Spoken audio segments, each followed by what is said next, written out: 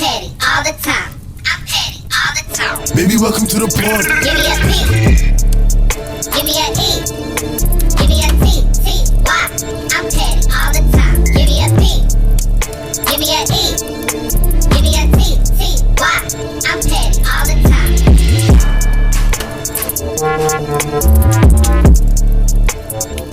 Hey everyone, welcome to a new episode with your favorite ladies from Petty Party Podcast. It's your girl Just Nick checking in. Hey y'all, it's your girl Amakalette coming out the set. What's good, everybody? Hey y'all, it's your girl Crystal, aka Champagne Chris, aka Chrissy F. Baby, please say the baby. Hey guys, welcome to another episode. It is your girl Joie Chavis. Hey y'all, welcome to another episode. It's your girl Michelle, aka Egypt if you nasty, and we have two special guests with us here today. I'll let them introduce themselves. Hey, it's your girl Ayana, aka Yoga Bay if you around the way. Yeah. Okay. I'm Cassandra. There's no AKA for me. Oh, it's okay. I don't have an AKA, so I'm right there with you, girl. You just need. I just use my. I don't say a nickname. I just use my name. So how are y'all doing? So y'all are not from Dallas. So how is it Dallas treating y'all so far? Well, I got in late last night, but what I did do this morning was I went to hot yoga. Have any of you girls ever done Bikram yoga, hot yoga? I've never done hot yoga. But I love the sauna though. Baby. So is it similar? Did you go to Black Swan? No, it's not. It's not similar. I love the reactions. It's the reactions. It's real difficult. Yeah, it is. I went to Pure Yoga. Okay. I think downtown Dallas. Yeah. It was amazing. One of the hottest studios I've ever practiced at. Really? Yeah. So did you have your Apple Watch on? No. Okay, I'm about to say no. how many from estimate, how many calories do you burn in hot yoga? The average is about 400 to 500. Oh, wow. And your heart rate can get up to like 182. Wow. So it's not for the weak. That's like It's running. not. It's not. No. Okay. So and you do this. So you do. So it was kind of difficult for you. Oh, listen, I'm a teacher and I've been practicing for 11 years now, and every time it's as hard as it was the first time. Yeah. Really? Yeah. But I feel like it has your skin glowing. You know, it's also a little NARS. You know, a little NARS. I love that.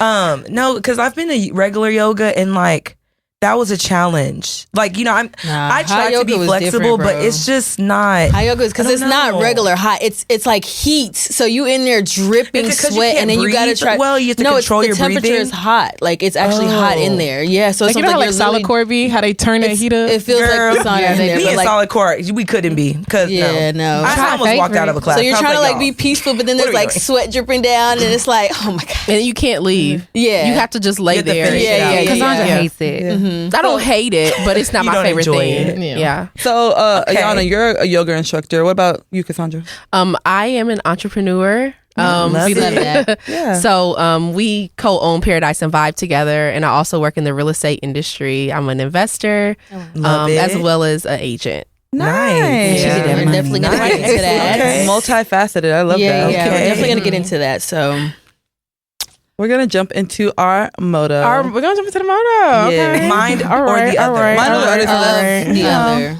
We're gonna give a little advice. We're gonna read this kind of fast because the phone is saying 2%, y'all. Okay. So it goes, hello girlies. Hey girl. I could use some advice. I might be overthinking things. My boyfriend and I have been together since the pandemic. He has a child, and initially his child's mother wasn't very involved. However, she started coming back into the picture when he moved closer to her to improve their co-parenting. I also have children of my own, and while I respect their dynamic and try to stay out of it, something has been bothering me. In the past, I noticed they would spend time together as a family without him informing me, and I'd find out through social media. After a serious conversation, he promised to keep me informed about any family activities going forward. Okay. Recently, he mentioned that his child's mother was supposed to be out of town for work this week. However, I saw pictures he posted of them at the park earlier, and the weather was great in our area, indicating it was a recent photo. He never mentioned this outing when I asked about his day. I feel confused and a bit foolish because my boyfriend generally treats me well, and I worry I might be overreacting. I also hesitate to confront him because I didn't want him to know I was checking his social media, especially since we don't follow each other. I want to clarify that I co-parent with my children's father as well, but we don't spend time together as a family like my boyfriend does with his child's mother, which adds to my confusion and concerns. Should I bring this up with him or consider ending the relationship? I'm torn because he treats me and my children with kindness and care, and he genuinely seems to love me. A psychic even reassured me about his character, and I hate to walk away over a seemingly minor issue. The dating scene for single parents is already challenging, and I thought I had found someone special. Damn. That was so well written. It is tough. But like, That's honestly, tough. I don't think you should end the relationship at all. Like, there's so many great things that you listed in your motto, and honestly, like, I feel like a conversation is needed here. And also, I think too, because he has such a great co-parenting, like, you know, relationship, I feel like you're kind of, not saying you're intentionally jealous about it, but kind of that's something you want with your family, but maybe with your child's father. But I don't think so. I don't think she wants that with her child's father, because she said that they co-parent, but they just don't do family. They just don't do family activities, which I can kind of understand. Like, to be honest with you, whenever I have dated a man with a child, they really don't do like things all together. Normal people do. And I don't know. I feel like if you're gonna do that, like if it's gonna be like a consistent thing, then be a family, bro. Be together. Yeah, y'all need to get back together. Like, if y'all really fight for his family, if y'all really enjoy being together around each other that much with your child, then like just try to work on things. Like, I don't understand why we, like, especially since they both have children, like, why couldn't we take our children together and then we can do things like as a family, especially if we're going in that direction. Especially because she has kids. So yeah, have a conversation about that. But I just feel like, I don't know, like, with children, you want to still give them that family dynamic. So I don't blame them for trying to still have family time and stuff like that. I don't blame him. Like, because with kids, that can affect a kid. And so at the end of the day, like, that is our kid. Just because we didn't work out doesn't mean now we have to rob our kid of that experience. But so that's not her issue. Her issue is that she's not telling her. She said, like, a conversation. Yeah, like, she didn't say that, like, you know, they can't hang out and they can't, you know, co-parent and do stuff. But she's just like, I think you should just let me know. And I think it's more especially because she has a kid, so she's going to understand. Like, you know, just like, I feel like something about him not, I don't know if I'm going to say he's doing anything wrong per se, but something about him not telling her is just like, it's kind of like, what are you trying to keep from her? Like, the fact that she's finding out on social media, like, when you can easily just be like, hey, like, what's she gonna tell you if you're going with your kid? For real. Last thing before I pass the mic, I think she may be keeping some stuff out because there has to be a reason why he didn't come follow up. What if they're just a man? Let me just throw this out there. What if they already had a conversation and it turned into an argument? She said it went well. She talked to him about it, but it seems like, because guys do handle conversations differently, and I felt like in that moment he might have said, okay, you know what, she brought this to my attention that she wants to be made aware when I hang out with my child's mother. But what he actually internalized was, she doesn't like me hanging out with my child's mother. So he said, okay, next time we hang out, I'm just gonna lie to her and not talk to her about it at all, which is like even worse. So what do y'all think? I think conversations and relationships are highly underrated. Like, I think so many times we're coming to relationships like with our own perspectives about things, which can be really different from our partners. And out of fear of reactions or really not being able to express yourself like adequately, because sometimes when you feel slighted, it can be very hard to express yourself where you can be heard by your partner. So I think there's a lot of things at play. I know conversations and relationships, like, when you're having, whether it's confrontation or conversation, it's all trying to lead to a solution. So if you guys do have like a little tiff or if it gets heated, like, I think it's better to talk about it than not talk about it. Like, even her saying, like, listen, I've been snooping around on the IG. You know what I'm saying? I know, or Facebook. They kind of sound like they might be on Facebook. Very family oriented. Yeah, family friendly. Facebook. I see you on Facebook. But I think just talking about it, bro, even if, you know what I'm saying, you got to kind of like go through a little bit of, you know, to get through it. I think just talk about it. Right. I think he's not afraid enough to lose her. Because if he was afraid to lose her, he would be walking on eggshells. He would be communicating, hey, I'm going to my baby mother's house. Right. But I'm not saying that he's cheating, although something in my spirit says he probably is. He's probably, why are you sleeping around? He's probably right. Even if he's not sleeping with her, he's probably flirting heavily with her every time. But I bet if the roles were reversed and she was doing that with her baby father, he would be livid. There would be all this smoke, all this negative energy. So I think there's a certain lack of respect that's there, and he's just not afraid to lose her. And you know what? That's a good point, because like, what if it's one of those things where he doesn't want his girlfriend like calling him during that time, and then the baby mom finds out. Because what if the baby mom doesn't even know that he has another relationship? And that's that's what it's kind of right. I'm like, okay, now we're that's what it's kind of. No, that is kind of what it's giving. It's kind of giving like it's for you to have to lie and say she's not even in. Now you're deceiving two people. Yeah, I feel like maybe he hasn't had that conversation with the child's mother, and he, and it's like, oh, I'm actually in a new relationship that's actually very serious, and so he probably doesn't. And Cassandra, you made a good point when you said that he's not afraid enough to lose her, but I also think that she's too afraid to lose him because there are clear boundaries that are being like walked all over, and it's very easy to communicate. Right. I mean, at the sake of him finding out that you follow him on social media, but just like he lied and said his child's mother was not around, and she is, and he's sneaking around to link up with her. So at this point, it's like either he's going to be transparent as far as like what this relationship dynamic actually is, or you can step away from him. No matter how good a man is, if he's not respecting your boundaries and he's not treating you well, like the relationship's not really worth it. You gotta go. You know? I think it's just the tricky part comes in because at the end she said like with kids it's hard enough dating, and so I'm not gonna say it's a downside, but I think that's just the difficult part of dating with kids. I don't know. Do you ladies have kids? Okay, yeah. Well, we don't either. Yeah. But I do think that is friends with children and they don't have. But issues I'm not gonna. Actually, sometimes you be out here living. Yeah, no, I'm not saying. Let me land. Greater than mine. It's different for a man with it's different for a man with children to date and for a woman with children to date. Yeah, absolutely. But either way, I feel like in dating and when having children, you do have to take that extra step. And sometimes it is difficult because like you're not thinking of who can be good for you. You're also thinking of who can be good for your child and possibly your future children. It's not just okay, like who can I have a good time with, you know what I'm saying? Like so I do feel like it can be a little good. I'm not saying it's hard and you're never gonna find a man. It's just it can be a little bit like okay, you have to take this extra step that you wouldn't have to take if you did not have kids.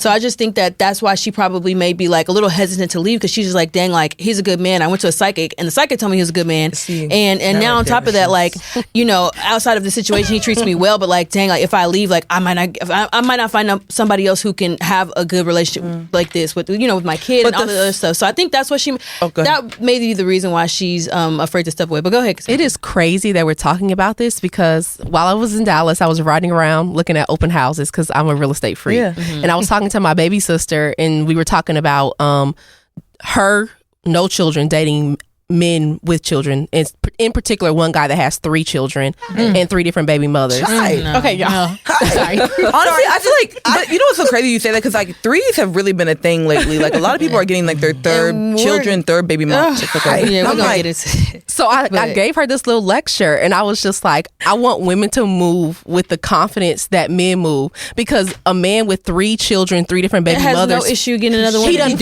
He doesn't feel like he feels he deserves to have any woman that he wants. Yeah. I want that same energy for women. Right. Shawnee married Shaq and she had a kid when she married Shaq. There's plenty of women who get amazing men and they have children. Exactly. But we have been groomed as women to have this lack mindset. Like there's not enough. Yeah. There's enough. And that's what I was gonna say is like, just because she has children, I don't want it to be a thing where she's putting up with disrespect out of the fear of I'm not gonna find somebody. And that's exactly what I was trying to say. Like, girl, like you can definitely. There's a lot of good men out here who's willing to step up to the plate, who's willing to even be okay with everything and still meet every boundary that you have. So like, I think it's one of those things where like for me, I would say it's like it's not cause for a breakup, but I think it's one of those things where like you have to set like clear boundaries. It's not one of those things where it's like I can kind of tiptoe around the conversation. It's like, no, now we have to actually like sit down, have a face-to-face conversation. These are my boundaries. And if you cannot go with them, then like let's just break up now. Like let's just leave each other alone. I also want to point out though, she said that she doesn't want him to know that she lurked. Who cares? Like, no, who cares? I was on your page. Yes, you saw it. Like you saw it on a public platform. About it. I'll never be ashamed for saying I saw something that I looked at myself. If it's something that I see that does not sit well with me, I'm going to address it. I'm not going to act like I didn't see it. I'm not going to pretend I saw it. Explain it. Period. Yeah, like and if you deflect with me, talk about how you see it, then you guilty. I got 2 clarifying questions that I want to know that were left out though. Like, okay, why don't you have access to his page? Yeah, why don't y'all follow each other? And then I need to know the context. Are you blocked? Is his page No, she said private? they just don't follow each other. It's not just sorry, when we get together, we're together. But okay, that's what I was gonna ask y'all. So y'all do y'all follow each other's like social media like whenever y'all are in a relationship? Because if they've been together since the pandemic, we're going on 4 years now. It's not just we just don't follow. Yeah. And then it's not given that his page is supposed to be public. So either she got to burn her account, Didn't I say that she's leaving something? I said that before. I feel like she left some things out because things are not making sense. You got her number? Can we? Ooh, we need more information. But can I say something though? Like, so I've dated men with children, but this situation just always reminds me why I'm so scared to actually get married to a man with children, because it's all of this. You know, of course you already have the variables of marriage, things that come with, but then now you got the outside. Not saying your other family's outside, but to me, they're outside to me. Like that's not my family. And so that's the only challenge that I'm scared about is the relationship with your other children and then their mom. And that's the thing. I don't think the issue is even the child. I think the child's so easy to accept and to love, especially when you grow to love their parent. I truly think it's the partner. I think that for me, if I'm going to be with somebody that already has children, I really do want that relationship with the child's mother, where it's she has my number, I have her number. If there was any type of issue, she can call me directly. It's not a thing where she has to go through him to get to me or vice versa. That's my concern, is the not being able to have a good relationship with the outside. It's just, to me, y'all are strangers to each other, and it shouldn't be that way, because y'all are both taking care of the same kid. It may not be my direct child, but it is my child by marriage. I was gonna say something. Okay, marriage. You know what I'm saying? My marriage. Let me land first. Marriage. No, I was gonna say something completely different, because you said that it kind of reminded you of why your your hesitation with marriage. But I feel like it reminded me of something a little bit how she's afraid to leave him, right? Because I feel like I've came across some great guys, right, and they may not tick every box. Yeah. And it's just dang, this is a great guy. It's a great situation, right? And let's be honest, ladies, it's very scarce out here. It is. Finding a good man is actually difficult. It is. So it's it is. So you're asking yourself, should you settle with a guy? Settle. That's nothing for you romantically? No. I mean, I don't think it's actually really, you know what the crazy part is? I don't think it's really that hard to find a good guy. I can speak for myself. I look in the wrong areas. I know that for a fact. I do not go after good guy material. There's certain things. There's certain things that I like. I've came across a lot of good guys. I'm not gonna lie, but again, it's still scarce. It is because if I know, I got a lot of friends, man. And I feel like I can speak from a wide variable of women. So I can't speak for everybody, but from a very wide variable of women. I do agree. So maybe it's one of those things where it's because there's a lot of black women that are just single, and it kind of really blows my mind, because now I'm speaking for black women for me, but I'm just saying it's a woman thing. Not all lives matter. I'm not saying we're getting older and more women are more single. No, and I agree, but I'm thinking to my friends, and I'm dang, I have some really good quality friends that are women, and they're bosses. They're actually putting, not even just killing shit, but they're actually putting good into the world, and they're good people. They're just would make amazing mothers, and I just feel dang, why are you single? Why am I single? But I think what Crystal's point was more not so much as looking in the wrong areas, but more so you find a guy, he checks off all your boxes, but there's the fear of being should I stick with this guy because he checks the boxes and he's a great guy? He's a great guy, because the fear is, if you leave, you might not find somebody who's going to treat you well. You know what I mean? You might not be happy where you are. Exactly. Yeah, you may not it may not be long-term happiness, but it's a lot of women's story. But you know what's crazy? I think that's why men are in relationships a lot easier, because men are not afraid to settle. They're not. Because they're not afraid to cheat. Yeah. If women were more afraid to cheat, we would settle a lot quicker. That's bar. There. A word on a shirt. Wow. Do you guys need? I'm sorry. Go ahead. Do you guys need passion in your relationships? What are your necessities? Is it money? Is it security? Is it passion? Money, is it friendship? Is it business? I need money. I'm not gonna be honest. I need money. Security is everything. I'm sorry. Yeah. Ego. Yes. I also need honesty, loyalty, and affection. I'm a very affectionate person when we locked in. You know what I'm talking about? But I need those things. Some of these men I meet, they lack the affection. Everything could be going well. It's just dang, you're not affectionate. Feel we're not really locking in we should. You know what I mean? I feel intimacy, there's levels to intimacy. It's not just sex. It's just no, there's certain levels of intimacy that I want to participate in that some men just don't. Not everything is sexual. Fuck my mind. Some men can't do that. They can't fuck your mind with their words. They don't even know how to talk to you. They don't. Sorry, guys. It's okay, girl. They don't know how to like just like, you know, woo you as a woman. And like, that's what I struggle with dating. And like now to the point where I've gotten the ick to dating. Because it's like, none of these men, I'm sorry, guys. Sorry, guys. The roster, I'm not trying to put you down. Rosters, but y'all are not really doing it for the girl. Yeah. And like, it's summertime. That's why I'm single. I think it has a lot to do too, for me personally, it has a lot to do with like the type of men that I do date. I date a lot of, I date mostly like African men. And the African men that I have at least come across, I have not really found any that are like affectionate or like romantic or like really like passionate, you know? So I feel like I have not gotten that in a relationship just yet. But I feel like once I actually like find passion, I feel like I'm going to know that's my one, right? You know?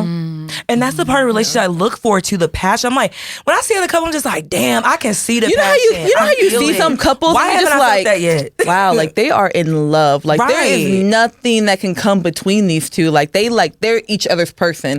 I feel like I haven't felt that yet for somebody. But do you think you're in love with how it looks too much? Not too much of how like it actually how is? It looks? No, anyone could look in love, but like if you enter that relationship, it probably doesn't feel like that all the time. No, I know what love feels like, and I haven't had it been yet. in love, so I don't know. I feel like feels like. Not the love that's marriage love. I've had love, but I haven't had like long-term commitment love. I don't think, because if I did, then where are they at? I don't think a lot of married women have that. Really? No. Why? What makes you say that? I think a lot of women get the short end of the stick in their relationships. And especially in marriages, they're making sacrifices for the children, or doing what they need to do for their survival. But women oftentimes aren't like, they're not being loved. Do you think it's from them settling though? Yeah, I do. I think that a lot of women have been groomed to live in that lack and scarcity mindset. Like there's not enough good men, and it's not true. I don't think that is true. Even though I don't have a man, I genuinely believe that if you cast a wide enough net, you're going to catch a good guy. Absolutely. But I think wide enough net, keyword. Yeah. Keyword. But I think that, and again, this conversation, I just had this with my other sister. I think that Black women, because we oftentimes are loyal to our race and we don't really want to leave like the Black race, that we are selling ourselves short.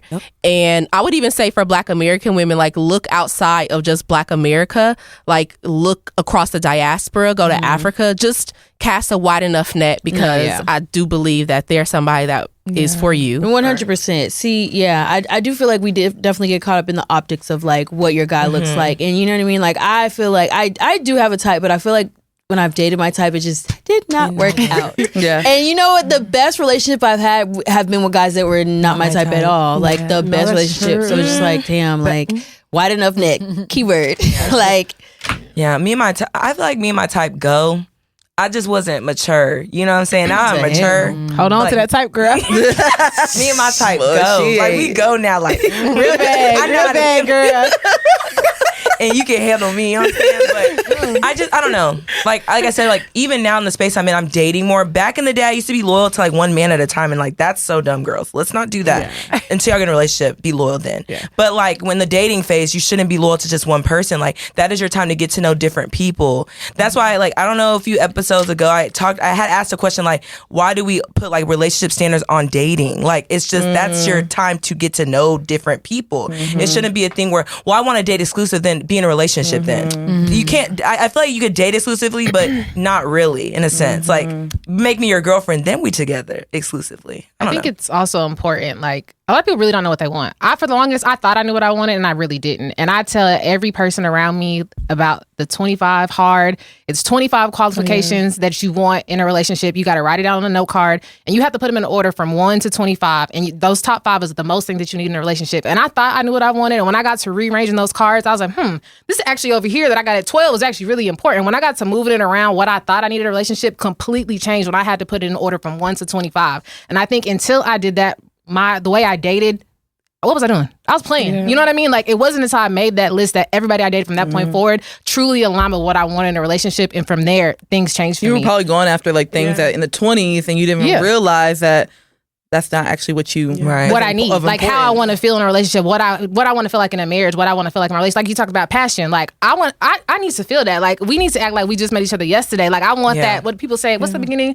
What's the honeymoon stage? No, I want that shit to feel like that all the time. You know what I mean? Because that's how much we love each other. So I think knowing what you really want in a relationship really changes like how you date for sure. Exactly. And I was going to wrap it up, but I will add to that just because, and if you do want to know what the 25 words are, shoot us a DM and we'll send that to you because it's very important. Because when you did share that exercise with me, I actually did it when I was rearranging like the 25 most important things that I wanted in a relationship.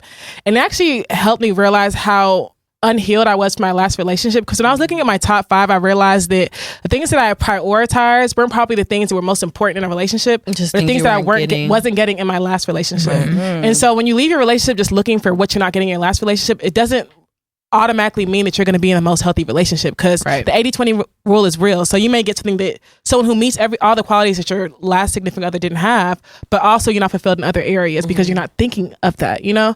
So it was a really good exercise. So if y'all are interested in, please send it to us. And yeah, it's a real dope exercise, y'all. Yep. But with that being said, and girl from the MOTO, communication. I think that's what we all agreed on. Communication. We went around in a circle, but talk to your man. Communication. Okay, but we're communicating. We're gonna go ahead and jump into the Petty Chronicle, and we have a guest with us, and you know, like we like to say, pass the petty. So we're passing the petty over to our girls over on the couch. If y'all have a petty story y'all want to share, or a petty moment, anything, you don't have to be the petty one. Question. You could be the petty one. I'll go. Okay. I'm gonna go too. Oh, yes. All right. You get a 2 for today. I used to do private sessions, private yoga sessions. You could book one-on-ones with me. And anybody that knows me knows that like I play, but it's certain things I don't play about, and you should not play with me about those things I don't play about. And one of them is yoga. Like my yoga practice, my teaching, I take it very seriously. And this guy had reached out to me to book a one-on-one, and I show up, he shows up. And up until then, I had a lot of success. Like I used to have a lot of professional athlete clients, and it was never no funny business. So I pulled up with the same energy that I usually get. It's like, you know, it's supposed to be what it is. Yeah. So I pull up, and I could already tell like the energy was a little weird. I was like, is he trying to hit on me? And I was like, no, I don't think so. I don't know. So we start class. And so I'm a hot yoga teacher. And yeah, I was like, okay, yeah, it is this. So typically the room is supposed to be 105 degrees with like 40% humidity. And together that creates a heat index of about 120.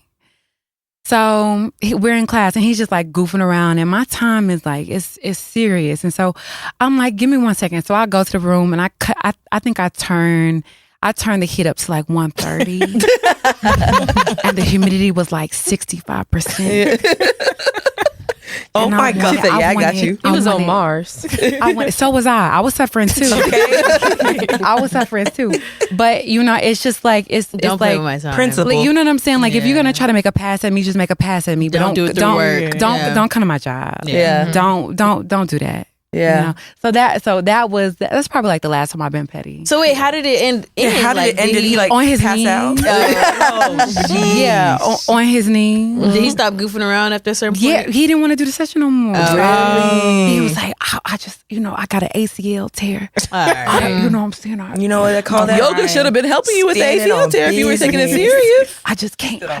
I love that. Well, look, I don't think you were petty, because it's one of those things where it's like, No, you stood on business. Don't play with my time. He was trying to be correct. where I make my money. Don't do that. That's actually very scary too. He was petty. Oh my Yeah. gosh, I would have gutted him. because I agree. I think like I get so weirded out whenever I'm at work and like people Someone make trying a to talk pass to at you. me. Yeah, it's like, what do you think Sometimes this it'll even be a is? patient. Oh, if I was not in this bed. Oh, so what do you mean? What Like, happened to your story? What do you really think this Then is? what? For real? Then what? and now you feel like weird even like going in and doing your things job. like I have to touch you, you know, Yeah. like, and now you're making me feel like weird and icky on the inside, and you should never make anyone feel like that in their place of work or any time. But Even at the gym is the worst. Like I joke like when men make passes at me at the gym. I hate get when so people talk to me at uncomfortable. the gym. Like, My mug be on me. My mother's always on me, but you know, a nigga gonna try it. Like, nigga gonna try anywhere, anytime, any place. Like, oh my gosh, at the gym, it just makes me feel like, I feel like a little girl. I'm like an item, like, I feel like you're sexualizing me because what's going on here? Like, damn, you looking good. Look stacked. Like, what? No, that's not even nice. I'm trying to do a barbell press. So. I'm trying to do a squat. Like, I'm walking. I am not trying to look for your attention here. Trying to just walk to the next do a deep squat. Yeah, but I don't think you were. I think he was petty for going out of his way to book a class instead of just not being up front. And I hope he didn't get a refund, or I hope he paid. And he could have just done the class normally, like a normal human being, and then afterwards, shot his shot, you know, or a few days later. Yeah, but I call it petty because what I could have done is just end the session. Yeah, right. I could have just been like, you know what? I know what type of time you want. Yeah, no. So that's why I'm like, I got to take ownership of my petty. Yeah, because I wanted to see blood. I want to be like that sometimes. I want to see you sweat. I do think that men need to learn, like, not all men, but some men need to learn how to game and how to flirt. Because some ways of flirting comes off as cringe to like a woman or a partner or whatever. And it's like, some people need to really understand how things are landing and how it sounds in practice. Because, you know, like. Yeah, but what about you, Cassandra? I know you have one too. Well, my petty, I was being petty. It was not. I stopped talking to this boy because of the hoop earring that he had in. Oh my I don't blame you. So wait, I feel about the purse. Question: Yeah.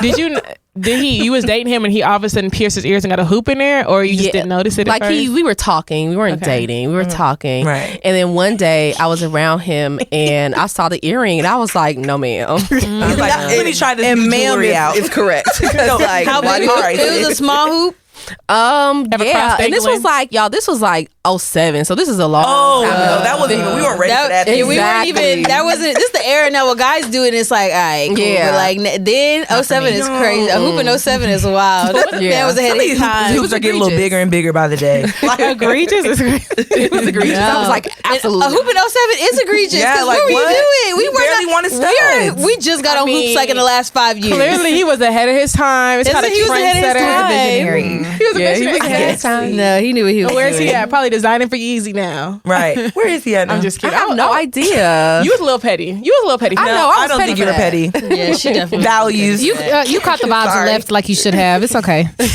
No, I'm that way with men that wear purses. But you live I don't in like Atlanta that. too. Like y'all live in Atlanta, so it's a little crossbody bag. Your crossbody can't be matching my crossbody length. Like, and even the whole clutch thing. Like, we both can't be wearing a clutch to a party. Like, it don't make sense. Yeah, they carrying clutches now. They carrying pouches. Where they gonna put their stuff? They grab my clutch in and their back walk out. pocket. In the pockets like they used to do for years. I don't like that. I don't like to see a man like walk and he has a big bulge in his pocket. I love it. It's nice. No, I like the crossbody. I love seeing the wallet. That's how you know you got money. I don't mind the crossbody.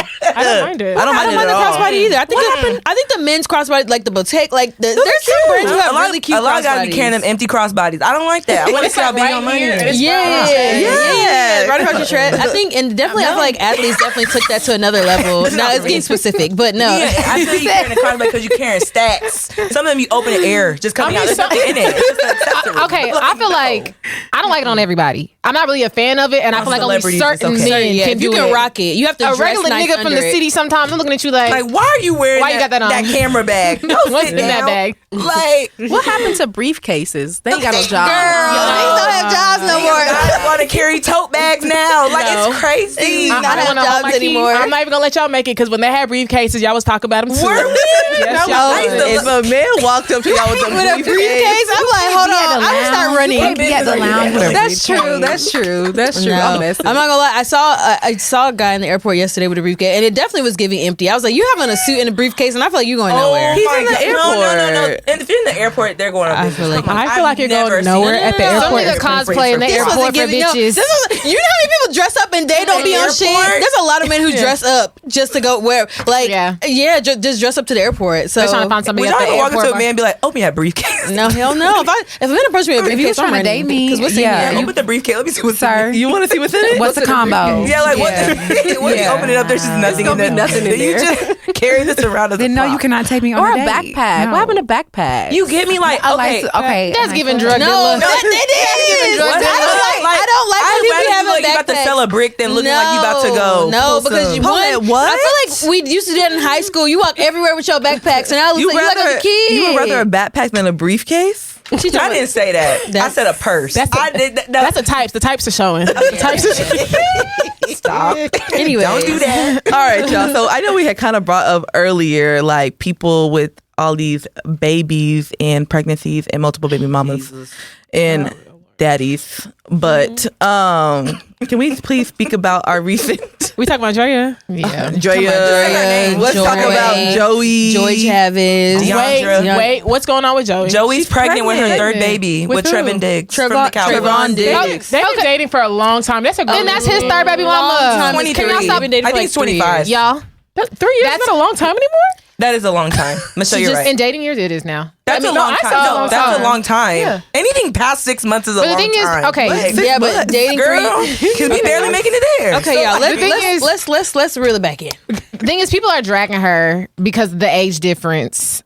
What's the age? Drea's 39 and her baby's father is the same age as her oldest 22. son. He's 1 year older than her. Joy's 35 and her baby's father is 25. So there's a 10-year difference. Oh, Trevon Diggs. He feel like he's been 25 forever. That can't be his brother. No, he is 25. No, he's 25. I looked up all these people's ages. When he entered the league, he's been in the league I for just so feel long. like, so in regards to Joey, I feel like they keep coming at her, talking about she has 3 baby daddies. That's also Trevon Diggs' third baby mama. So let's hold the same energy across the board. She has 3 baby daddies. He got 3 baby mamas. True. So to me, it's like, why are we coming at her so crazily? It doesn't make sense. But the only reason why I'm going to come at her is because I just feel like at this point, you don't have to have a baby by every like long-term relationship you get into. Maybe she likes being a mom. Maybe she likes giving birth, giving life. She might, but the thing is, I think it's one of those things where it's like, okay, just like find one and stick to one. Like first it's Bow Wow, then it's Future, then it's first off Trayvon. Bow Wow like. Yeah, she was with him for a 15 long years. time. No, and I'm not saying that, but that's still her. That's still her. I'm just going through her baby father's histories. I think it's one of those things where, like, father histories is crazy. That's what I'm saying. What are you talking about? It just sounds crazy, but just let her finish. I think it's one of those things where it's like I said, I just don't think you have to have a child with everyone that you're in a long-term, quote unquote, past 1 year relationship with.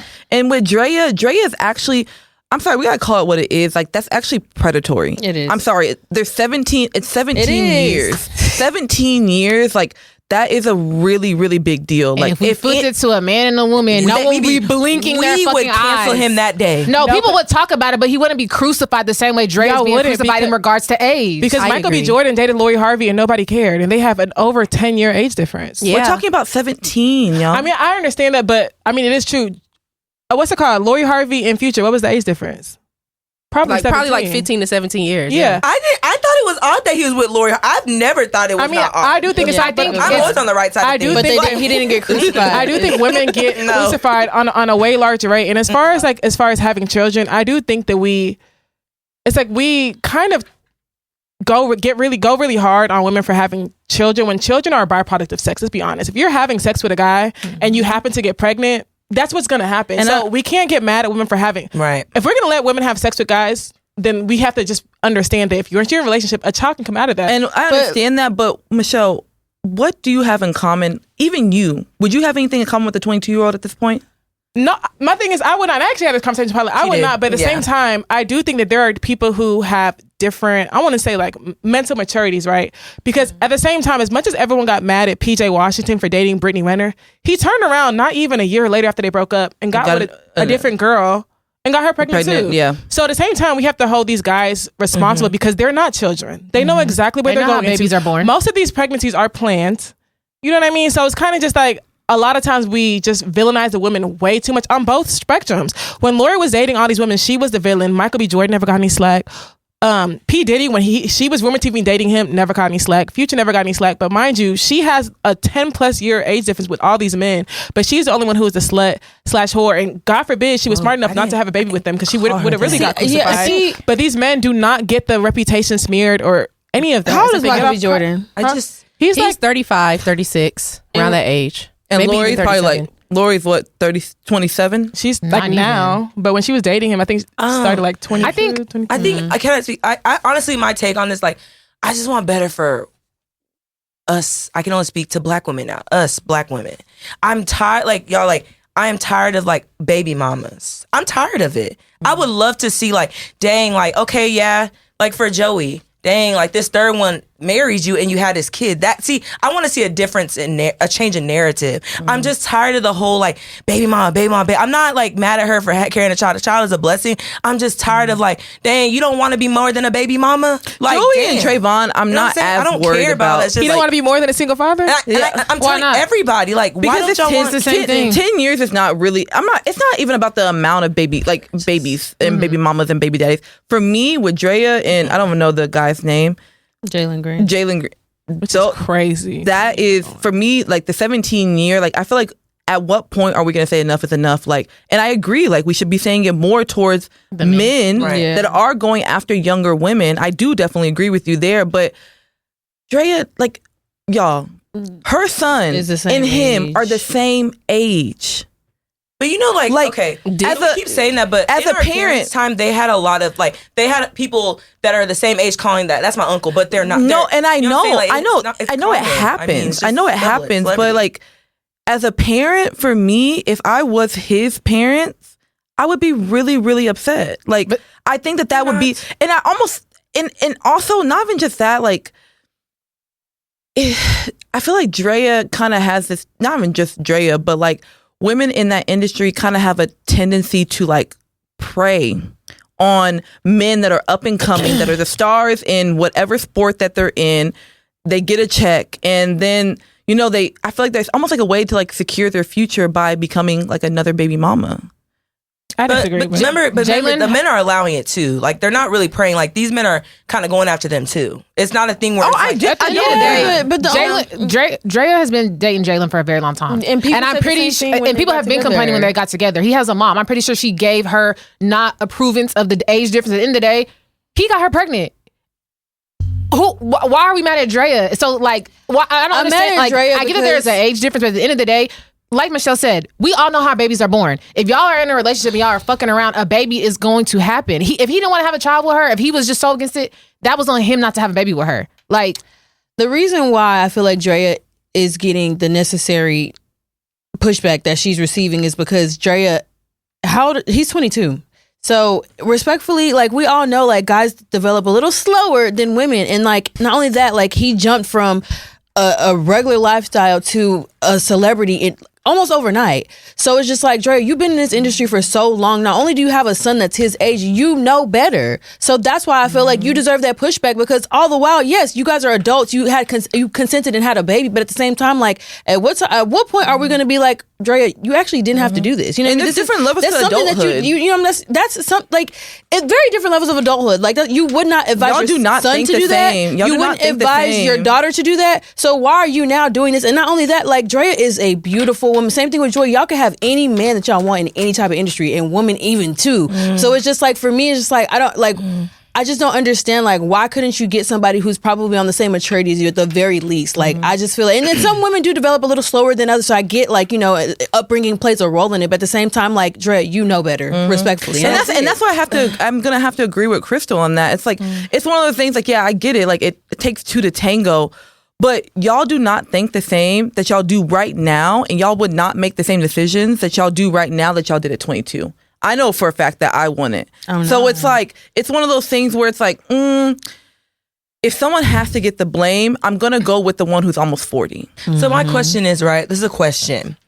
Like, because you said they can get anyone. If they could get anyone, then why are they not dating their mates? That's what I'm saying. That's a great question. But that's what I'm saying. That's a question for Draya, though. But like, what I'm saying is that I don't think they can get anyone. Yeah, they can't get anyone. They ran through. What I'm trying to say. When the announcement came through that she was pregnant, men came out and drove talking about they fuck with Draya. But respectfully, though, a lot of men do not care about stuff like that. If they feel like you're a bad bitch and they can claim you to your name, then they will date you. But we've seen a lot of. So that's why Jalen's dating her. So where's his blame? He wanted to date her.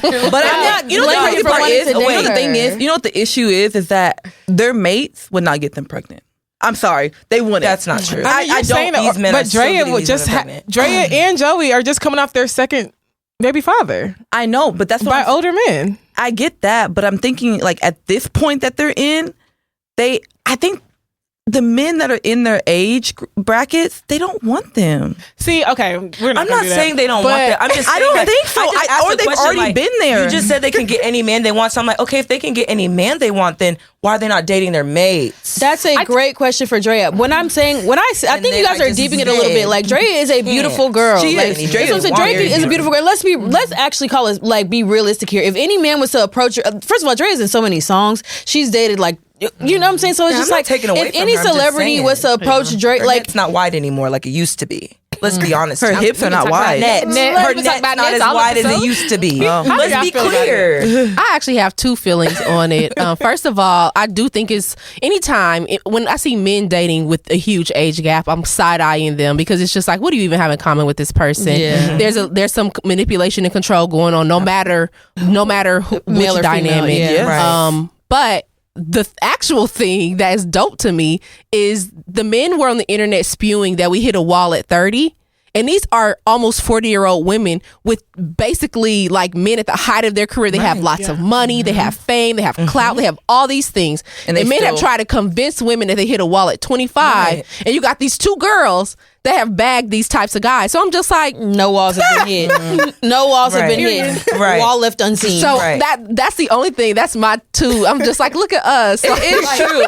To me, like, you know, like, I feel like there's a positive in it. Who would have thought? We redefine like dating standards, right? But I just won't. I have to be honest here. Like, we are saying all these things. Oh, they can get whatever guy. I'm like, okay, if they could get whatever they got, then they would be getting whatever guy that's available now. But they're not. But then it's okay. Also, like Michelle said, like, maybe it's one of those things where maturity wise or like mentality wise, maybe they go hand in hand better with someone that is younger than them. Or I just feel like they playing a game. Because I prefer younger guys. Like, I don't want to date a guy over 35. What's your bracket? Like 30 to 35. Okay. Okay. The oldest you'll go is 35. The oldest I would go is 35. Yeah. Okay. And I'm older than 35. Oh, okay. Yeah. So okay. I feel that. See, for me, I think my youngest I can actually do is like 1 to 2 years. I don't think I can go at this point, I don't think I can go with anyone that's even in their 20s. The lowest I can go is 28. That's the lowest I can go. And the highest I can go is 35. I'm not gonna lie. I think it's. I agree. All right, let me not lie. I don't like 40, but I don't even want to get. Simon is fine. I don't know what's going on. Simon look fine to me. Fine as hell. What about you? Porsha's oh my gosh, husband. y'all. Simon He is really 59. nasty. I mean, Simon's 59? his moral character is questionable, but yeah, he's 59. Simon's really He looks nasty. good for his I just think it's one of those things Nasty? where it's like, yes, he is. Like, Define nasty. It's okay. Let's not dive in there. no, But- I'm saying nasty in regards to the fact of like, He just Porsha. Yeah, like just like the way he like has treated Porsha, the way he treated his ex Fallon, like For you. Oh, how did he treat Porsha? I'm so late. so him and Porsha are actually going through a divorce. Yeah, I know that. But he's already like popped out with like a new girl. Mm-hmm. He got a side chick. Yeah, he already popped out with the new girl, and like Porsha, like, you know, they're just like throwing subtweets at each other or whatever it might be. It's like Porsha's like, you believe Porsha's lies. yeah, and like, oh, you've contributed to her like mental state and all these other different things. So it's like, I just think there's a way. I almost feel like he's like a professional like divorcee. You know, like he's just been through so many divorces that like at this point it's nothing to him, you know? He's like, taking that saying, the fastest way to go one person getting to somebody else. Because that's how he moves from marriage to marriage. He already be with somebody before his marriage is over with. So. But I think that's the only reason I hate to say, like, I can't empathize too much with the Porsha situation. It's just because I feel like Porsha watched Simon write the book, and now she's reading the book that she watched him write. It's like, you saw how messy his last divorce was. Mind you, his ex-wife did get pregnant, you know, and all the other stuff about a pool boy, and it was kind of like a messy divorce. But still, Pool boy is crazy. I mean, it was pool boy. Pool boy is crazy. But That's still, like, it's like, you know how a normal marriage proceeding should go. So if you decide to get with somebody before the ink is dry on the divorce papers, then you know this guy probably moves quick. So when you are when you're filing for divorce, you shouldn't be too surprised if he's already, before the divorce is final, with the next bitch. yeah.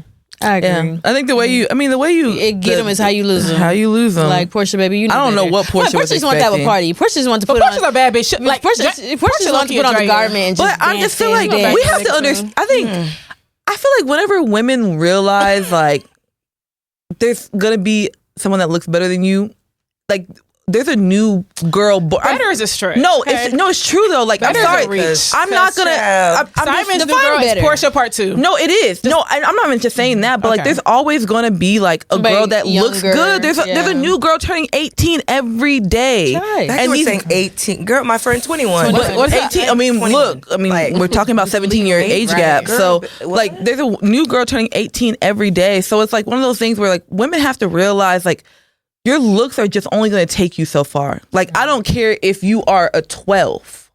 There's only so far your looks will take you. Like, there's going to be someone who's a 13.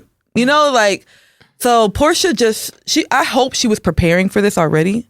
I hope she never got comfortable because there's no way. Porsha was there for the ride. My bitch rolled. That's what I said. She just wants to put on a garment and dance. She literally wanted to. When she came into Bugatti, like, girl, but she had to play Edo State so bad. She wanted to be Edo babe. What she wanted to do, she wanted a Nigerian wedding. She got it. Yeah. She wanted that rich man. She got it. Yeah. She wanted a Nigerian. She wanted to live the vibe of that. Maybe y'all can speak to this a little bit better, but I feel like that's just kind of normal for like Atlanta dating culture. Like, I feel like it's just like a very like, you get with someone, you get out of it with them, and then you're with someone else's man, and that's normal. And I don't know. I feel like I heard dating in Atlanta is like, it's like it's like a sport. Survival of the fittest. Pool. Everyone's fishing from the same pool. Yeah. You speak to it. I think I'm gonna be the outlier. I'm usually in a committed relationship, like a long-term committed relationship, and my dating life don't be bad. Oh, really? I love that for you. Yeah. You dated men from Atlanta? Mm-hmm. Yeah. Mm-hmm. I love that for you. Yeah. She's like, my and do you date within your race? Can't relate. Mm-hmm. Okay. Sorry, girls. Yeah. My experience, like, I've had a negative experience in Atlanta, but I just I'm not joining in the foolishness. I think that as women, like, we know it's foolish, right? And we dive in head first and then be mad when we dive right into some concrete. Right. I'm not doing it. So I'll date.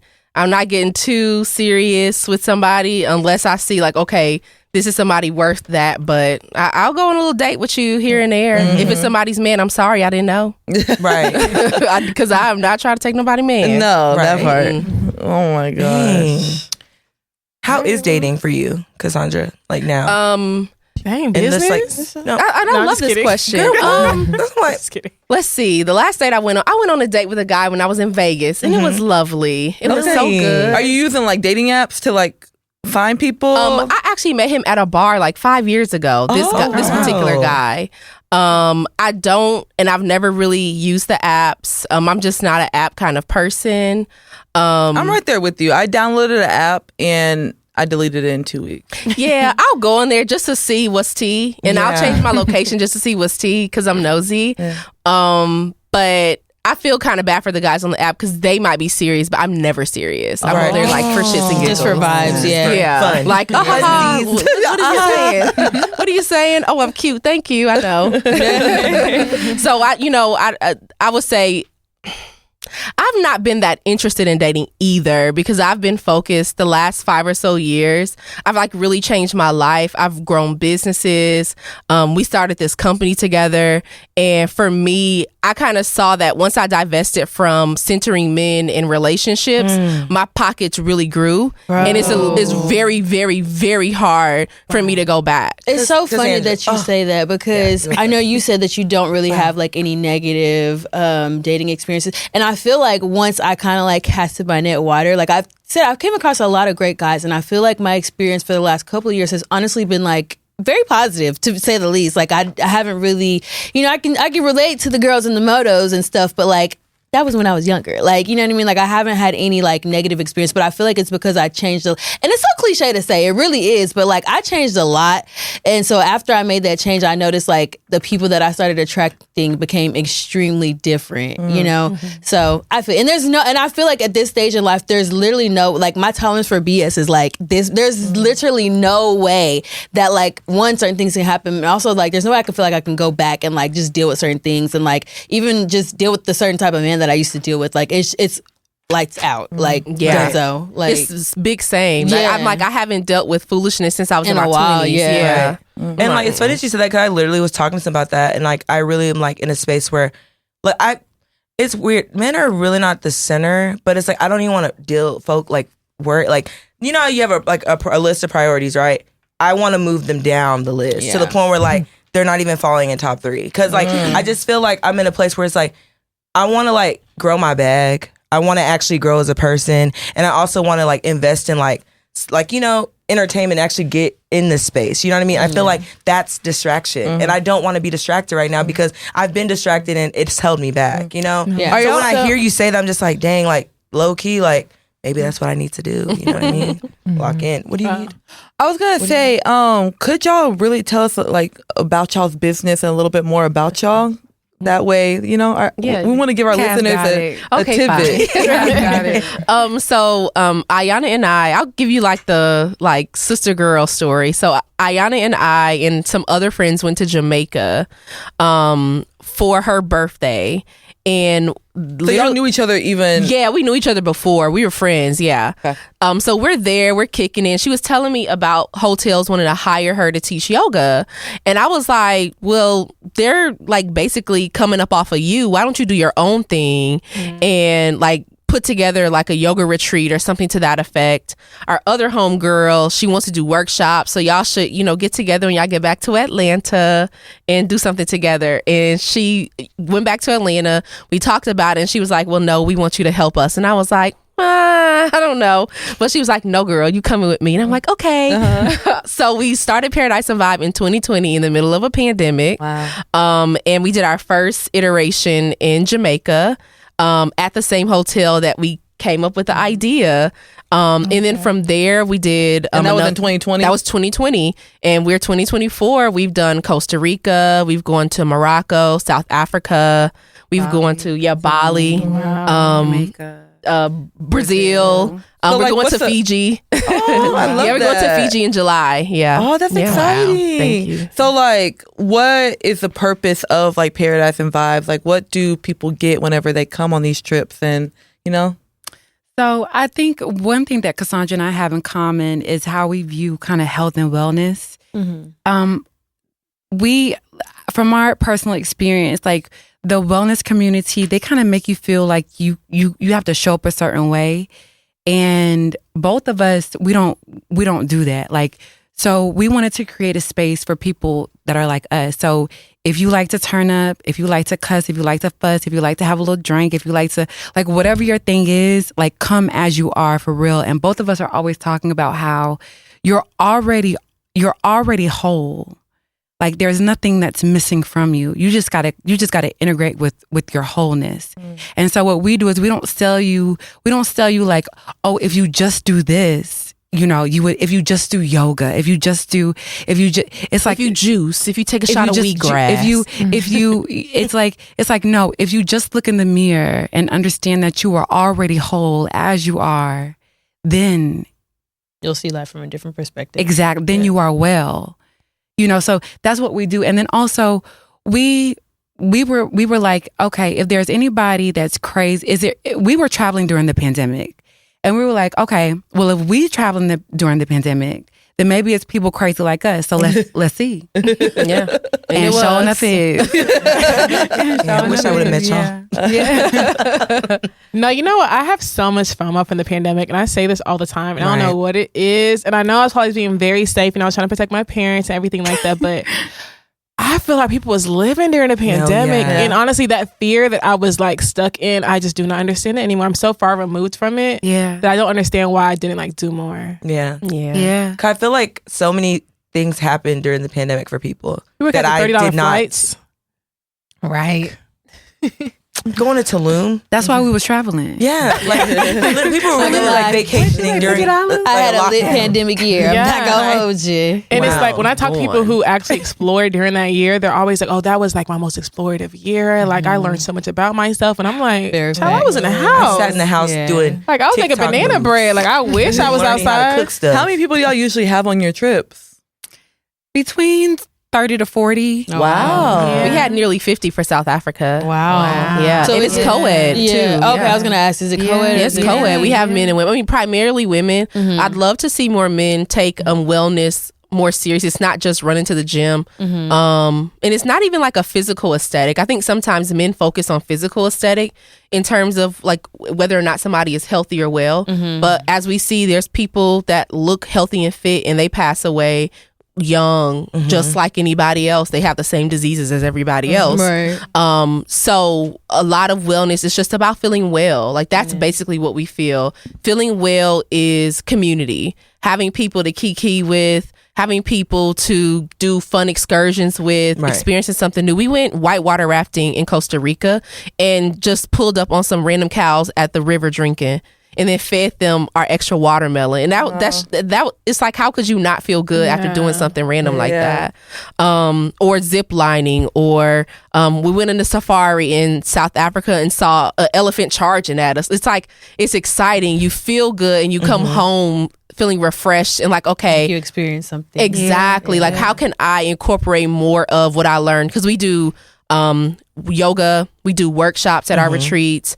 We do excursions, and a lot of the workshops are tailored for you to go home and implement what you learned at the retreat into your day-to-day life. We even send people home with journals so that they can work to try to change their lives. So I have a question. So that has that like okay, like before y'all started Paradise and Vibes, I'm pretty sure y'all like went on girl trips. Did that like kind of change like your perspective on actually going on girl trips? That it can just be a little bit more, and you can get a little bit more from it? Because I know sometimes when you go on trips with women, it's not always like, you know, the journaling and doing stuff to get things back and take home and implement. So did it change how you viewed going on trips with women from different places or walks of life? I love the girls. Like I love being around women. I love having girlfriends. Like I love being around women. So it never really seemed challenging to me. And we're on our 8th retreat, and we've never had any drama. No drama. We've never had like between So you know, it's usually like girls are known for having like drama on girls trips. Right. At Paradise and Vibe, there is never drama on the trip. I'm not gonna. We might have to act. We might have to act up with like hotel and like business, like logistics, like behind the scenes stuff. Yes. But with retreat attendees, no, not one time, not even a. I love to hear stuff like that. I was gonna ask, do y'all keep up like after? Is there like a, you know, sometimes there'll be like a group meet or like a forum afterwards? Do y'all keep up with the people from who's attended these events? Absolutely. Like matter of fact, when I was practicing this morning at hot yoga, class is over and I'm leaving, and Ogo, who is a listener, so shout out to Ogo, who loves you guys show. She was like, Ogo. She was like, I thought that was you, and she came on our Costa Rica retreat in our Tulum retreat in Jamaica, Jamaica, and then Kaylin, who we're gonna hang out with later tonight, she came on our Morocco and our Jamaica retreat. Wow. And then the girls like girls have like found their best friends on our retreat, and they go themselves and do their own like little like separate trips. Yeah. So yes, we all keep in touch. Like yes, it's a community basically. No, it really sounds like it, especially in this era where like people are always saying like it's so hard to find a friend, so hard to make friends. Like this is the perfect opportunity when you have something that's already just like set in motion and it's working and it's attracting people with like good hearts and good energy. These are the type of things that you want to like join. I feel like that's very important. Like I feel like you need like the same kind of mindset in a sense, not like identical, but like similar in values, you know, to like really like lock in together. And so that's actually cool. I would love to go on a retreat. While we're kind of on the subject, I want to kind of transition into the topic a little bit because it kind of goes hand in hand with what you guys are talking about, especially that, you know, your trips are co-ed, but obviously it's mostly women.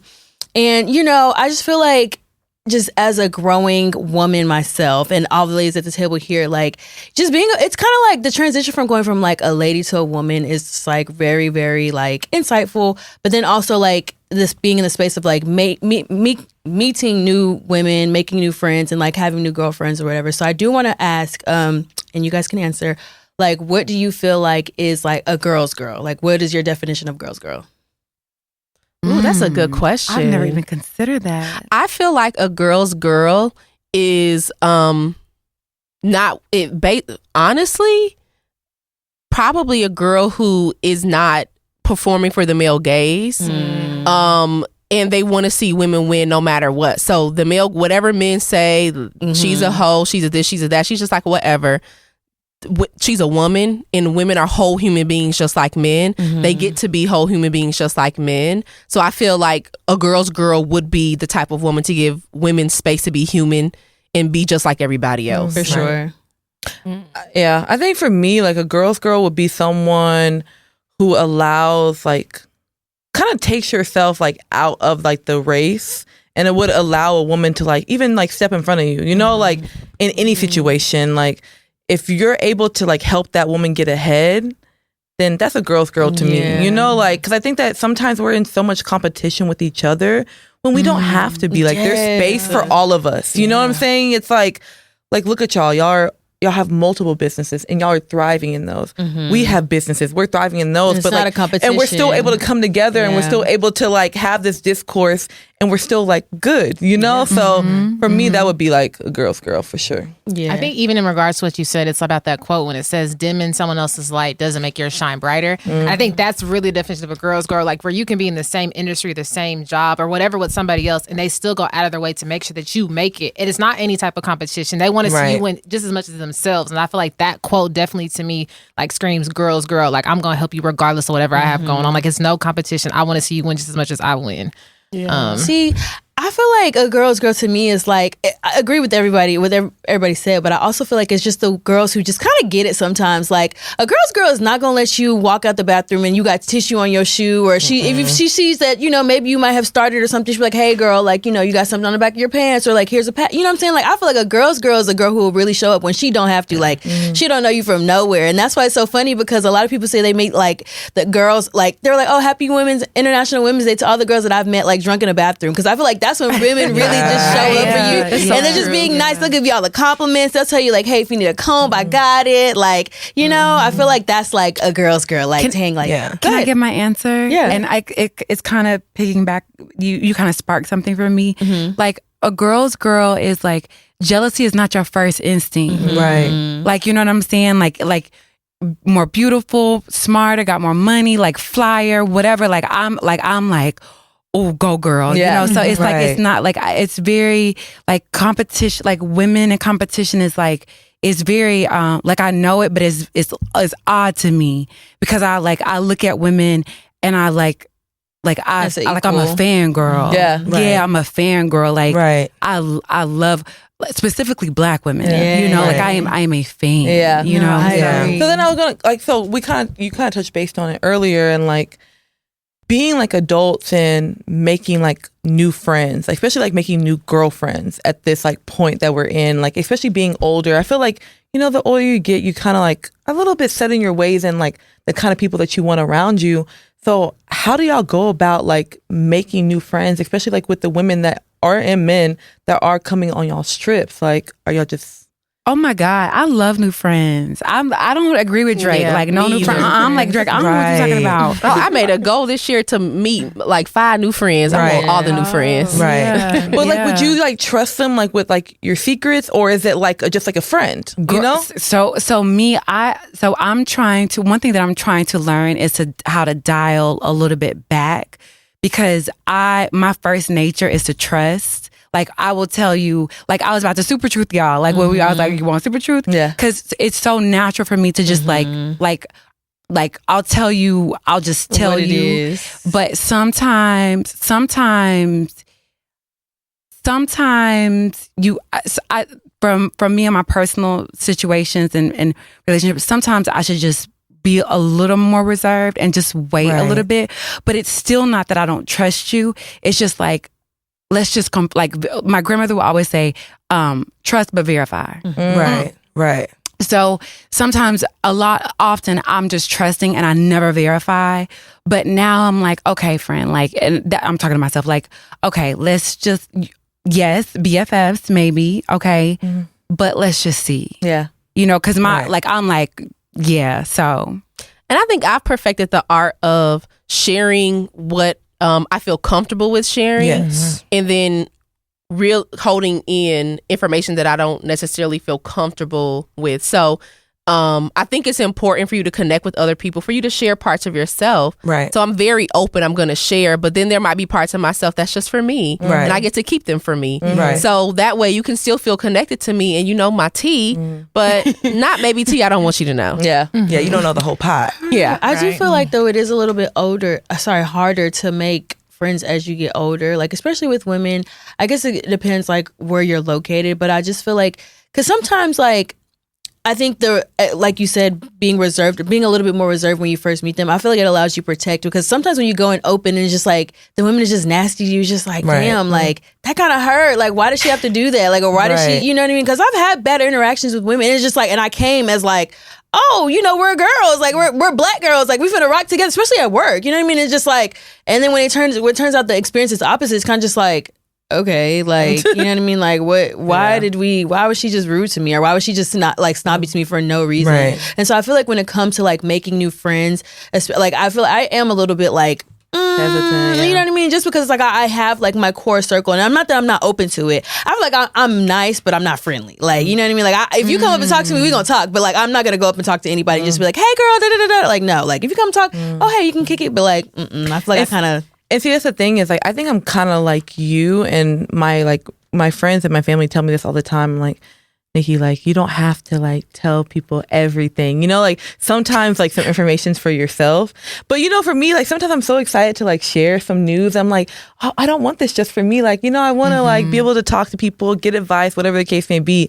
But I think that's where my hesitation now comes in with like sometimes making new like girlfriends at this point in my life, because I sometimes expect for new women to act like how I would in a situation, or to have the same intentions as I do, or to have the same intentions as like my close friends, you know, like if we're in a situation, like I know how like my friends are going to act. I know how these women at this table are going to act.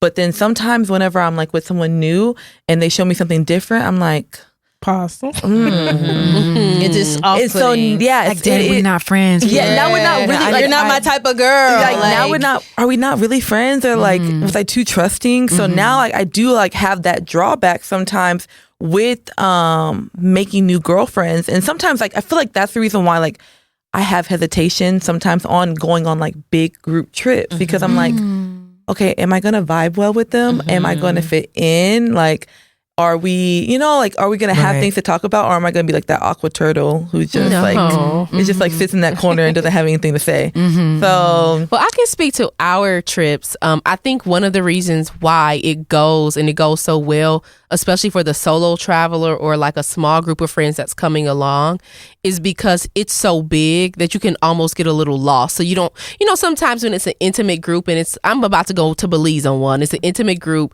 energy can be kind of weird because everybody can feel it. It's such a large group that if you might be like in your feelings or you're not feeling the best, you can kind of go off to yourself and regroup and then come back and join everybody, and no one will make you feel bad about it, or even probably even notice that you were in a not such good headspace.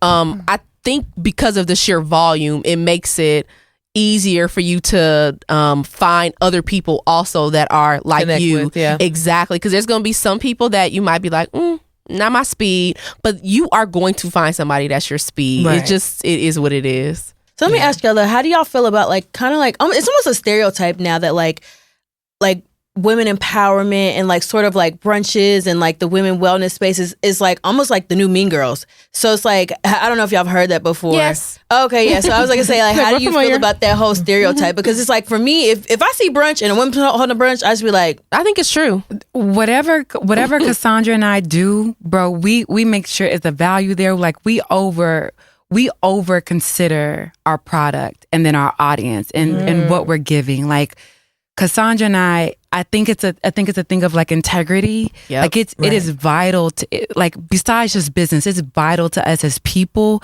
Like, yes, as business owners, but as people, to make sure that whatever we're behind, whatever we're supporting, whatever we're promoting, that this is a real and authentic product. Because we've been sold, you know, BS too. Yeah. Like we've been tricked, you know, and just like, so, and also I think that's probably why our trips go so well, because of who Cassandra and I like are at our core. Like it's I'm gonna say this, but then I was like, oh wait, don't say that. But I'm gonna still say it. Like with Cassandra and I, it's never profits first. Mm-hmm. Yeah, right. Sometimes it's friendship first, it's value, it's relationship first, it's values first. But we're always thinking about, okay, like what are we giving, and is this worth it? Is this substantial? Yeah. So I think that's Yeah, and I do think to your point about some of the stuff that's out there, it is kind of giving like Mean Girls, but like what we do, even our approach to wellness, like we're not in a place of judging or shaming what people do to feel good. Everybody's got what makes them feel good. We just want people to lean more into that. Have any of you guys ever seen Eat, Pray, Love? No. Yeah. Okay, so the lady who wrote the book, Elizabeth Gilbert, she was our guest speaker at our Tulum retreat. Oh, now tell me we're not bringing value. Yeah. Then we have her coming to Fiji along with another TED Talk speaker named Kimmy. And one of the things I really, really, really loved about what Elizabeth Gilbert had to say in Tulum was the fact that your enchantment is your purpose. Yeah. So you know how we all are always like, oh, my purpose, and it's usually something where you giving back or doing something nice for somebody else. She had us go through this list of all the things that if money didn't matter, what would you do?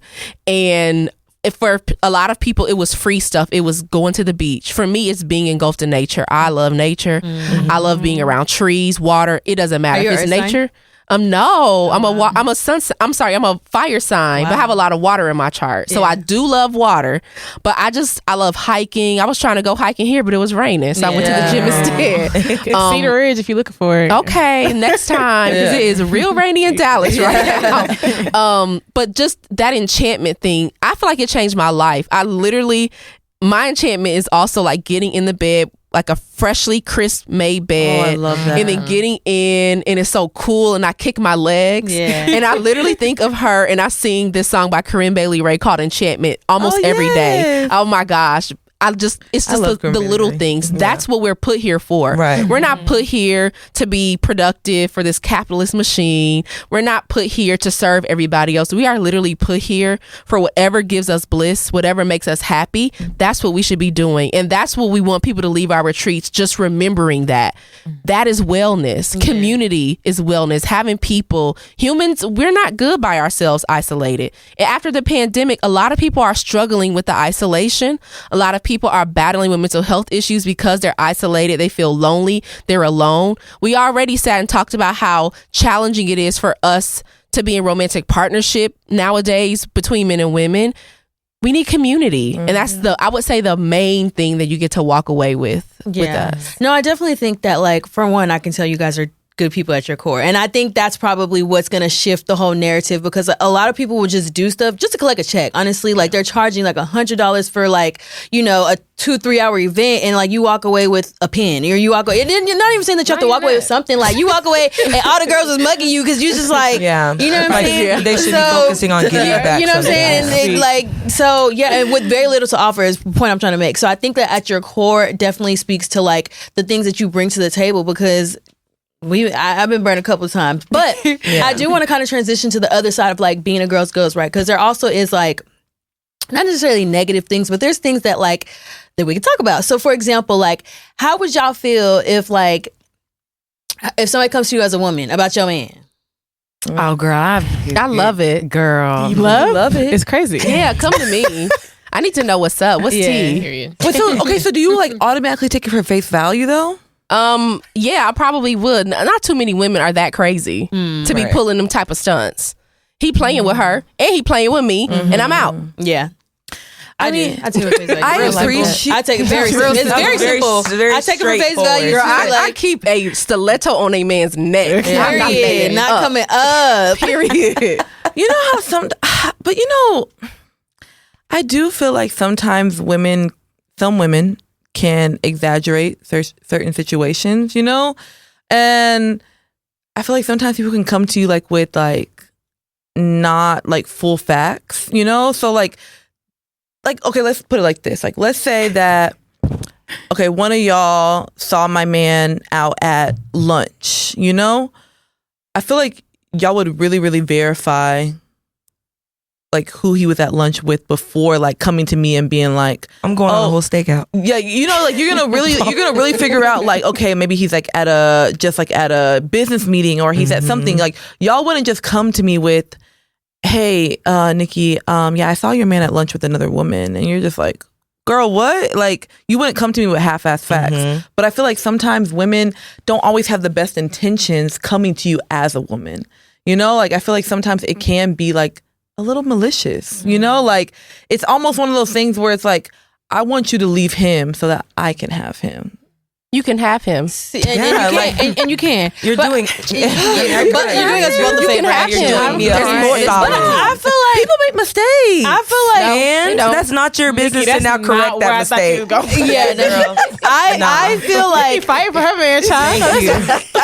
She said, Nah, she want that People man. make mistakes. People be spirits be, you know. No, but I do feel like how you respond to it may speak to a little bit of like, are you a girl's girl or not, right? Because like, let's say if somebody comes to me as a woman and if I automatically get mad and I want to cuss the girl out and I want to just be, you know what I'm saying? When it's just like the culprit is the man here. You know what I'm saying? And you get mad and you cussing this girl out and it's just like, and y'all cussing each other out and it's just like, what are y'all doing Sometimes her here? delivery may have been incorrect. It may Not even just that. Sometimes the tone. culprit's not always the man. I'm sorry. Like it is. We live in a very shiesty world where like people know about other people. Like I kind of like shared something with y'all before we even got on air, but the woman was very well aware of like my plans, was very well aware of who I was, and she still chose to move forward like with him. You know, so like. At that point, and he moved forward with her too, though. Yeah, he did. But like at that point, y'all put all the blame on him. Yes, on both of them, because he's the one who made that loyalty. His loyalty's supposed to lie with you, not with her. Yeah. So if she gets up and tells you anything, then that's like, what I'm saying. Like, how do we think? I was with you up until I do believe. I'm not gonna lie. I'm a girl. I don't even know what y'all are talking about. I'm a girl's girl. I don't know if I'm like a girl's girly girl. Because with that, I'm not with. I feel like if you see a man, he's in a relationship. And you still choose to pursue that man and it goes left and you want to come to me as a woman, it's like, it's cool, but you also can still get your ass beat because why are you talking to a man who you know is in a relationship? No, okay, yeah. If we're talking about that, then now that I know, now that I know the context of stuff, I everyone to know, because there's be some people where, have you seen them people like, oh, that's so-and-so boyfriend, don't play with her, she's crazy. I need y'all to feel that way. No, you're not to play with. Yeah. I need y'all to know. I need him to know, don't play with me because I'm crazy. He knows. That part, no, but y'all need to know too. The men know, but in regards to what you're saying, Nikki, you chose to fuck with a man who you knew had a girlfriend. Why are you coming to me? There's nothing we need to talk about. You want me to leave him so you can have him with no issues. No. And there are some women that actually prefer men that are taken. The same way you get them is how you lose them. Yeah, because some women, die on that hill. I've heard, like, I've actually, like, because I saw like this trend, people were talking about it, and like someone were like, you know, like there's less that they have to like deal with, you know, like at the end of the day, like the person that they're committed to is the one who's like taking all like the stresses. I don't know what the stresses of the relationship, whatever it might be. Like it's just kind of like, okay, whenever I'm with him, we have fun and then we part ways, you know? Like I don't have to do it's just very carefree. It's just very like he takes care of me, we have a great time, and then we part ways. So there are some people, and men and women, that actually prefer to be with people that are in relationships. So for people like that, y'all are both to be blamed. Like if you deal with a married man and then he curves you and then you try to step to the wife. Okay, that's crazy. That's different. But again, I do feel like you should take heed before you respond, like, and automatically just trying to like cuss this girl out, because it's just like, even if her intentions are bad or not, there's somebody who's now stepped into your relationship and disrespected the relationship in addition with your man. So at the end of the day, like, the smoke, it should go with both of them, but the smoke definitely goes with him. And so, but like, I can't fault a woman how she responds to that. You can't, but at the same time, like, I don't know. Like, there's some people that can handle a situation cool, and there's some people, like she said, I don't play those games, so I'm gonna handle it right here, and then handle it later with my man or whatever. But one thing's for sure, there are a lot of women that don't like women that are comfortable coming up to them and doing stuff like that. And I absolutely agree. And that's actually happened to me before. And I just ignored it because I'm like, look, I know where this can go. You have patience. Because I know where this can go. And like, what is it going to get me at the end of the day? You know what I'm saying? We're just going to go back and forth about a guy that respectfully I don't even want at this point. So let's just keep it on. I had a situation from years ago, many moons ago, where I was dealing with this guy and found out he was cheating, and I had a friend of mine go to the girl as a woman. Oh, yeah. And then it came down later. I'm like, oh, why'd you go to her? And I'm like, I ain't know shit. And at the end of the day, I was mad at my friend because I'm just like, I didn't need you to step to her as a woman. Like, if I was getting cheated on, I didn't need you. You could have just told me we could have moved forward. But you going to her and trying to say, hey, you need to ask about so and so. I didn't ask for that. I'm not the type of person who's gonna go. If my name, she told me, I'm done with you. I didn't need you to go to her and say, hey, you need to ask about Joy. I didn't ask for that. So I ended up being mad at my friend because I'm just like, you could have just came to me, but instead you went to her, and I'm like, nobody asked you to do that. Exactly. Why would she go around you?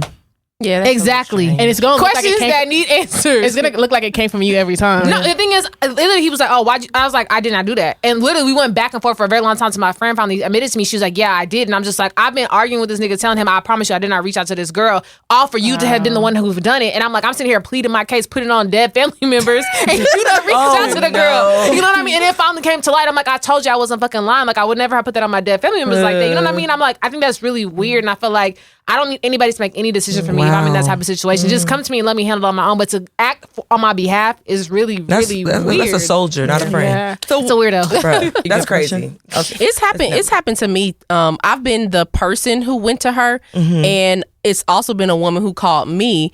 And I was just she called me. We hadn't really progressed. Like we were just talking a little bit on the phone, and I guess she went through his phone and was like, what's going on? Right. And I just told her, well, he tried to talk to me and we just been chatting, but nothing more than that.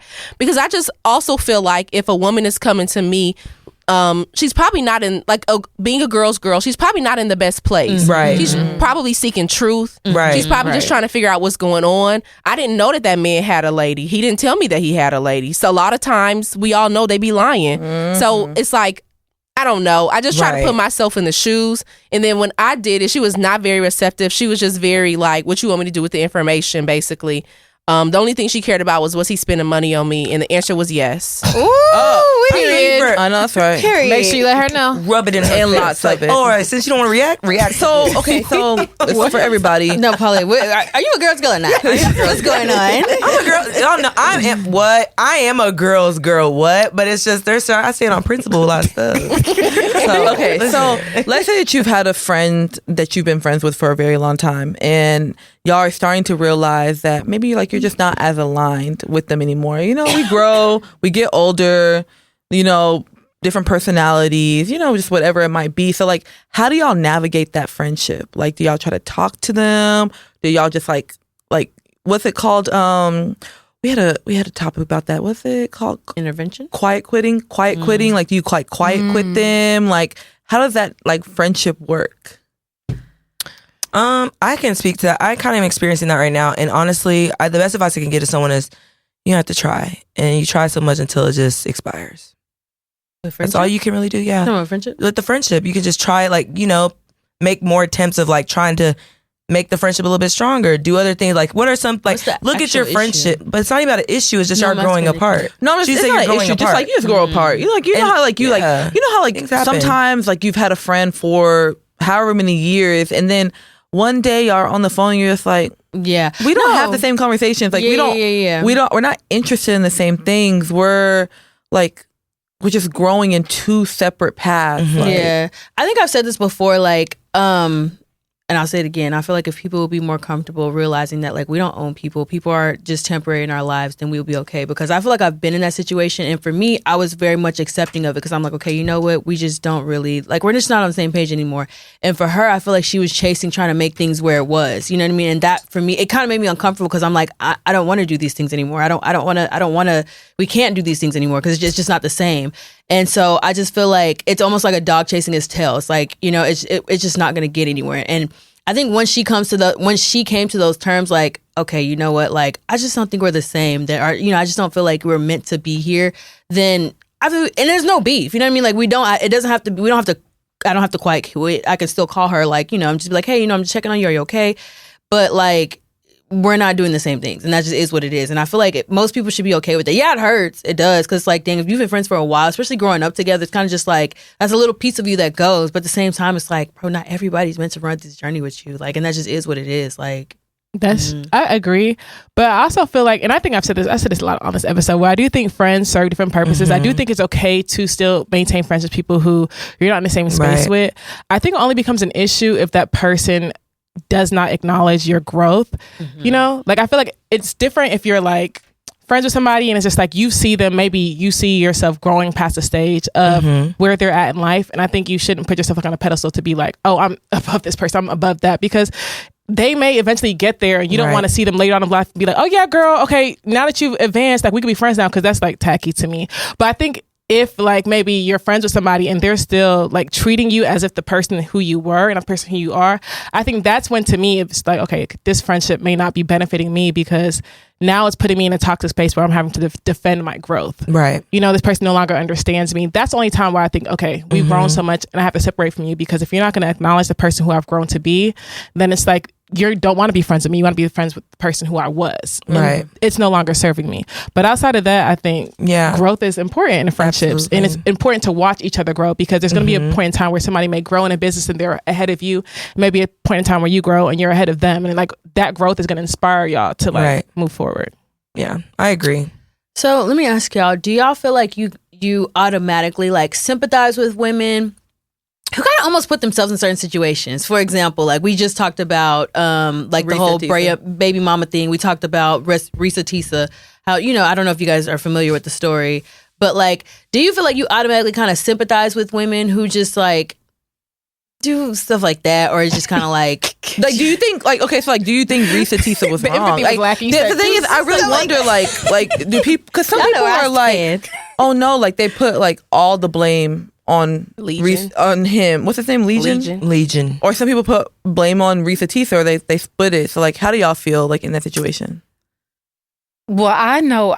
Go ahead, because you know her. I told her about Risa Tisa. We were in Brazil when it hit the internet, and I was like, "Girl, I can't stop watching this."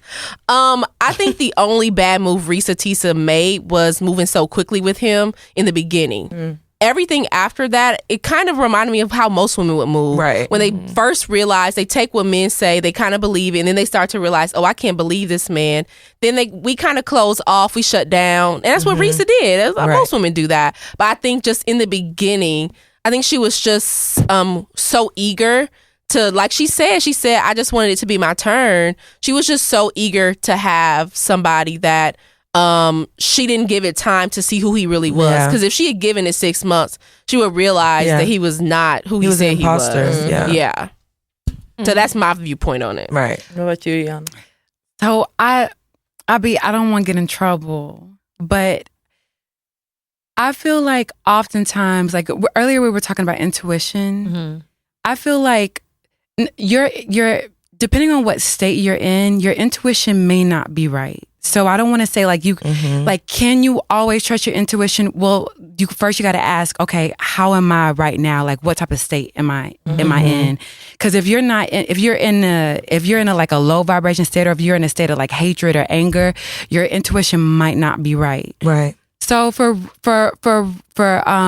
Risa's situation, I caught up to feel like I know enough to speak on it. So if you believe in like law of attraction, and like your inner alignment is really your outer alignment, and those both of those things have a deep relationship, it's kind of like I look at Risa, and I look like what has become of her story, and I think it's all perfect in a sense of okay, hear me out. Okay, hear me out. I know. So take your time faster. So you take Risa, and you take what she told you about like her income, her status, how she's feeling about herself. She probably feels like undesirable, not seen, not respected, not heard, not appreciated. And so then you kind of attract a partner to you that's going to match how you feel internally. But then what happened to Risa is Risa got herself, okay, she pulled it together. She was like, you know what? Like, I'm not doing this. I deserve better. I'm going to sign these divorce papers. I don't maybe have to love from a place of lack anymore, because look at what it got me. And then she ends up sharing her story on TikTok, and now our girl is on Good Morning America. Didn't I see a little clip on Good Morning America? First class flight to London. First class flight to from London. Delta. So imagine. So this is kind of like going to like life. Life is really not about like counting your highs and your lows. Life is really about experience. And Risa's pain gave her a platform. Now we know who she is. She's seen, she's heard, she's felt, she's supported. Right. She's got all those things that she was missing in her relationship. Now, like, you know what I'm saying? So it's like, that's why you kind of just got to do shit sometimes. Like her relationship with Legion. Like, yeah, she probably knew it was some bullshit, but if she wouldn't have jumped, maybe she would have never got here. So sometimes you just gotta, I don't know, like, sometimes you just gotta do shit. Like you gotta play stuff out. Yeah. You gotta do it. You gotta fail. You gotta fall because you never really know like what's on the end of it. Mm-hmm. So look at her story. Like it's an awful start, but bruh. Yeah. Like the whole world knows you. Yes. You know what I'm saying? So I have an interesting, like that's how I feel about it. Mm-hmm. I haven't heard that perspective before. That's different. No, that is. It's like pain to purpose. Honestly. Yeah, but I it's like I tread lightly because I never want to say, victim, like she's not never want to dismiss what she went through. But yeah, it's like but it is like, it's one of those things, like it's kind of like instead of saying victim, she's a survivor. Yeah. It's like it's one of those things where she was able to take what she went through and she overcame it, and then she, I don't want to say capitalized on it, but she just rose, like, she just like rose above it, like she did not allow that to define her. Mm-hmm. And I think that sometimes we can do that a lot, is that we allow like the situations in our past and things that we have gone through to define like who we are. And that's when we start to think about like who we are as a person, and like that's not who you are. Yeah. Like that doesn't define you. Just because you had a moment with a lack of judgment, that's not who you are. It's just so funny that you said that, because that's where the original question stemmed from, because I feel like when the question was, do you automatically sympathize with women who like put themselves in certain situations? And I feel like before I did not, because like, and I was in a space where it was just like, I was what I went through. I was just like,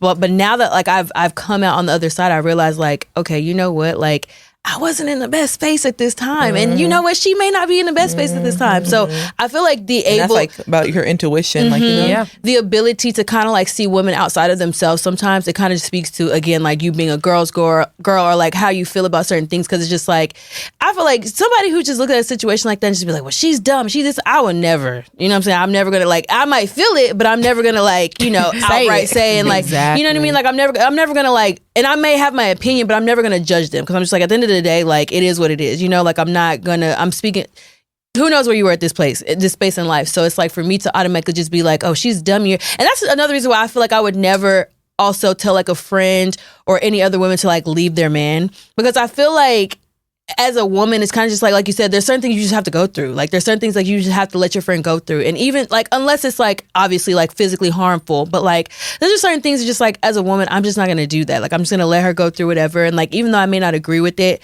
I'm just not going to outright say like, okay, like I feel like you should do this. I feel like you should do that, because at the end of the day, that's their life. Like, and that's again, as women, I just have to let you do you. I've been through before. So it's like, who am I to come in the way and stop that? But no, I 100% agree. And I'm a big team of let your friends make their own mistakes. Definitely. Honestly, because sometimes as women, we want to be able to like jump in there and be like, don't do this, don't do that. But I feel like a lot of times when we advise our friends, we're using our egos and we're putting our egos in the middle of it.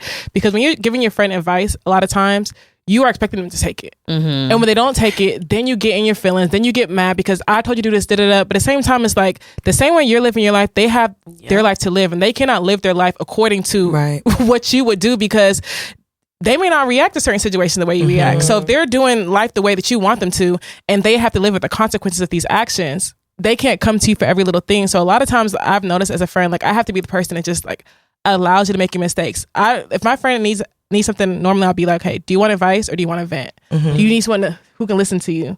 Because I can listen to you, and it could be that. But I was like, you want to know how I feel about it or no? That's my question. That's my. You want to know how I feel about it or not? Right. If they say nah, just. And the crazy part is 9 times out of 10 they'll be like, I said event. It's like, okay, cool. No, I don't. But I do like that. I do think it's very important to ask what they want at that moment, just so you can have like an effective conversation. But I'm not gonna lie, this was a great conversation, y'all. Like, it was great speaking with you, Ayana and Cassandra. Y'all need to really check out Paradise and Vibes. It's a great health and wellness retreat that takes place how many times a year? We're moving to 4 times a year now. Okay, 4 times a year. Can we tell you our next Go ahead. Okay, so Go we ahead, plug have yourself. Fiji, Costa Rica, Iceland. Costa Rica. What's next? Peru. Oh, I feel like I got This is all this year? That's we're going into next year now. Okay. So this year was Brazil. Next installation is Fiji. And then Iceland. June. And then Costa Rica. It's actually July 3rd through the 10th. Okay. Then Iceland, and this is a really cool year to go to Iceland. Apparently, the Northern Lights. Yeah, the Northern Lights are like the strongest. Yeah. Like energetically or whatever that means. Right. In like the past several hundred years. So that was perfect alignment. And we got to give you guys. Can we give your audience like a discount code or something? Oh, yeah. Right. Like if anybody wants to come, you know, we love saving. We gotta make one up, but we'll get you guys the information. Definitely. Yeah. Are you guys present on every trip? Both together? Wow. So this is like fully like y'all are just in this from every we be in Wow. Yes. You see me you see me running around the hotel, cussing the staff out, just going through it. And where can we find y'all at? Like social media? The best, thank you for asking that. The best place to find us is we're really active on Instagram, and it's Paradise and Vibe. And like AND? Like, we kept it cute. Kept it cute. Kept it real I like simple. that. I like We that. kept it cute. Not the indie. Okay, thank you. Or the end. Yeah, that's And then the website is the same. So Paradise and Vibe. We're really active on our socials, really active through our email. You're talking to us. You know what I'm saying? So yeah, tap in. I love that. So guys, y'all hear, there's going to be a code for y'all at the end of this episode. Look in the comments or in the About Me. We'll put that in there for y'all. This has been a great episode. I hope y'all really enjoyed us talking about being a girl's girl, traveling. And also I really hope y'all get to participate in some of the destinations they're going to this year and next year. Thank y'all for coming on Paradise and Vibe. Yeah. This has been a great episode. Follow us on @PettyPartyPod. That's for Instagram, TikTok, and Twitter. Also go on YouTube, watch our videos, comment, like, interact. It's us talking to y'all as well, so be nice. And also follow us and subscribe. And also go on the Apple and Spotify and leave a review on how you feel about our episodes. We love hearing feedback, and we just love to tap in with y'all and connect. It's your girl Amakalette signing out, y'all. Follow me on on Instagram and TikTok @Amakalette. Holla. Bye. And thank you so much, ladies, for dropping by. I really did enjoy this conversation. Honestly, I can listen to you all day. Matter of fact, do you even do audibles? Like, has anybody ever told you that? You have like a very soothing voice. Like, that's my favorite. That's one of my favorite compliments. Yeah, you do. You have a very soothing voice. So thank you so much for dropping in. I really appreciate. So signing out, y'all. This is Crystal. Peace. Bye, guys. It's your girl, Joy Alia. Bye, y'all. It's your girl, Shell.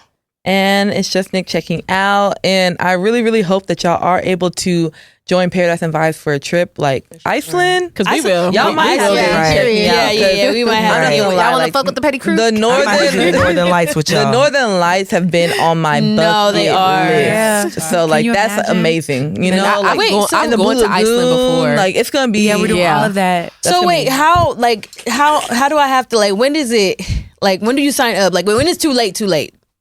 Let's see. Iceland is going to be, what are the dates? It's November 1st through the, I believe the 6th. Again, it's like written down, and I have a lot in my brain, so I can't remember. No, it's fine. But it's the first week of November, and it's 6 days, 5 nights. Man, it's a crazy itinerary. I'm so excited. I went, and it was still to this day one of my favorite vacations in the world. Oh wow. It's so beautiful. The Blue Lagoon is just amazing. Yeah, right here. The nature, I'm a nature girl, but the waterfalls and just the scenery, it is so beautiful. I mean, just so beautiful. The food actually is amazing. I love Iceland. I'm like, you got to go to Iceland. It is an amazing place. So just for clarification, Iceland is green and Greenland is icy, right? Correct. Yes. Okay. Correct. Yes. Correct. Yeah. It's very lush, and we went in the winter, but I could tell from like the hillside that in the summertime it's a lot of greenery. It is just, again, one of the most beautiful places I've ever been in the world. It's so beautiful. Wow. Again, sold. Yeah, girl. And maybe you guys could come and do an episode. Oh, yes. Thank y'all so much for joining us. Cool. Yes, this was so awesome. If y'all want to sign out. Oh, signing out, Cassandra. Signing out, Ayana, the yoga babe. Yeah. Bye, y'all. Give me a P. Give me a E. Give me a T. T. Y. I'm petty all the time.